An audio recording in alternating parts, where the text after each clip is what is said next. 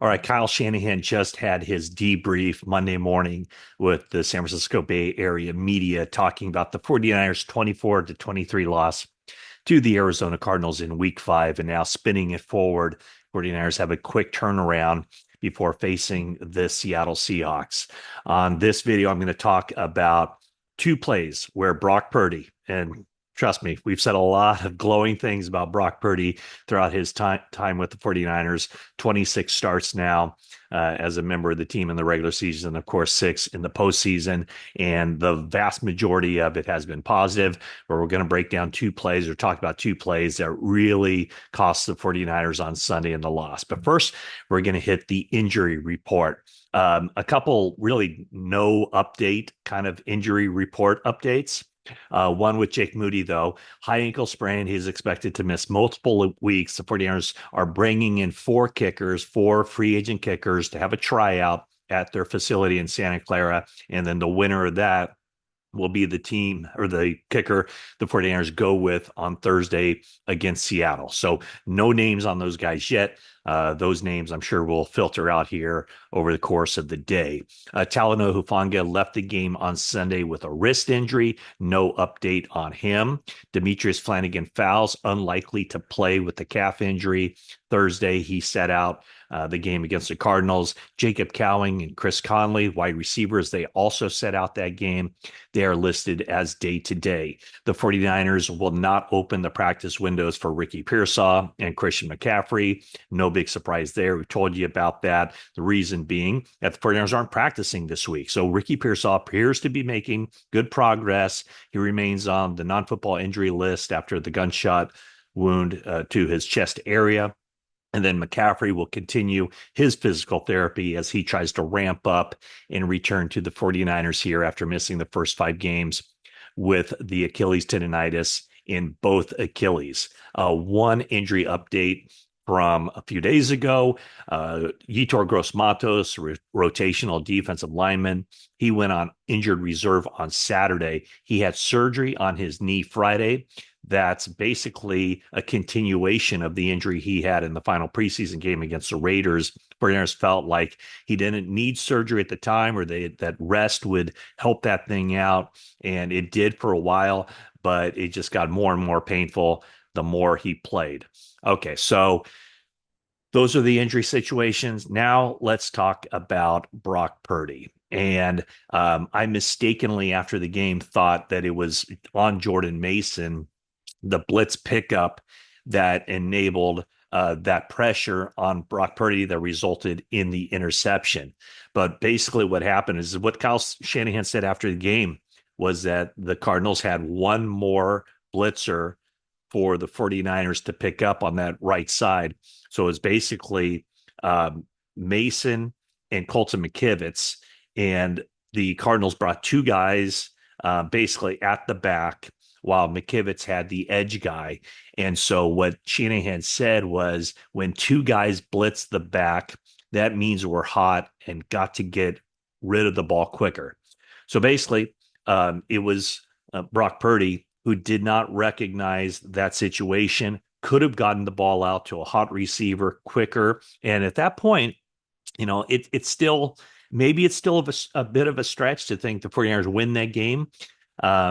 But they had the ball near midfield and they were moving. It certainly would have given them a chance to continue their drive and prolong their hopes of winning that game, as all they needed was a field goal. So bottom line, it wasn't on Mason. It wasn't on McKivitz.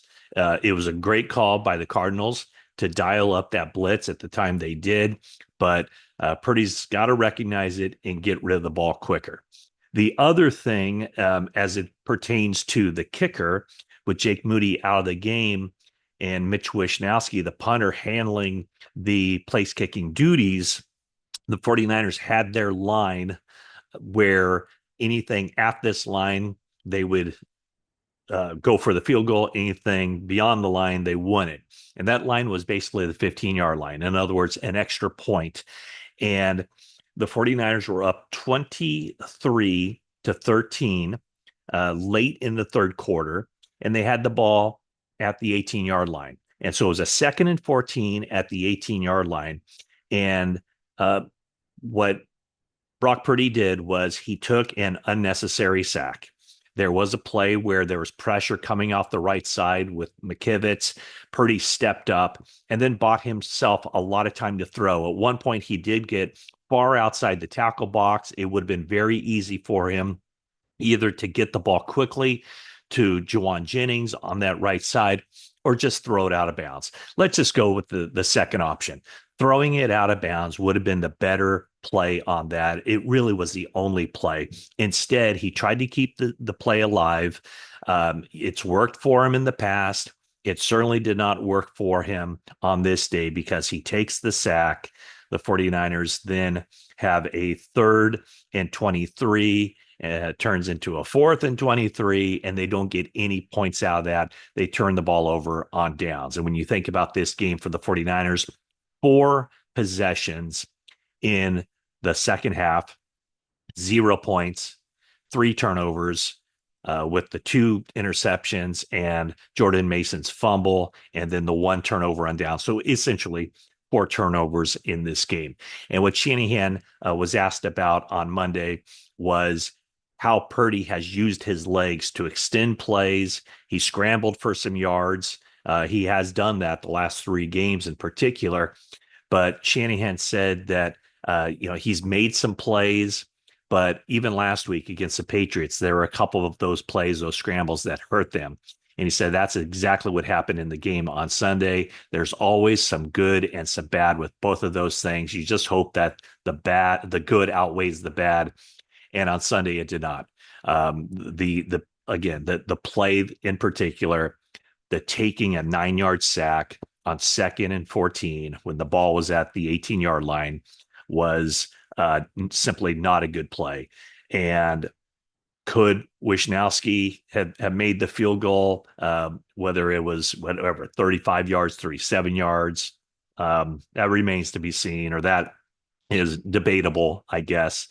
But the 49ers had a chance to extend their lead, and they didn't do it. That was the best chance they had to extend their lead. Of course, they had another chance once they got inside the 10-yard line of the Cardinals with about 6 minutes remaining. They had the chance to ice that game, salt it away, and that's when Mason fumbled. But as Shanahan said, it's not all on J.P. Mason for the turnover. It all boils down to the 49ers had their chances and they just didn't come through. And what Shanahan talked about, the 2 division games, big lead against the Rams, big lead against the Cardinals, 49ers blow those leads in the second half. And he said what it comes down to is when you have a chance, you need to finish them. And the way you finish teams is by scoring. And if you can't score, which the offense has been incapable of doing in those games, then you certainly can't turn it over. And you have to stop the opposition. And the closest the 49ers came to stopping the Cardinals on Sunday was that big 4th down play. But Shanahan put a lot of credit on Kyler Murray for making a great play on 4th down to keep that game alive and ultimately set up the Cardinals for their game-winning touchdown. So that is the story from here. 49ers fall to 2-3 on the season. They face the Seattle Seahawks on Thursday night. And hey, the 49ers have been here before, right? I mean, there have been seasons where everybody's calling for mass changes and fire everybody and everything else. But the recent 49ers have found a way to, at some point, go through some rough patches in the season and then turn it around and still make deep postseason runs. So we're a long, long way from that. But Shanahan said that basically history is of no consequence.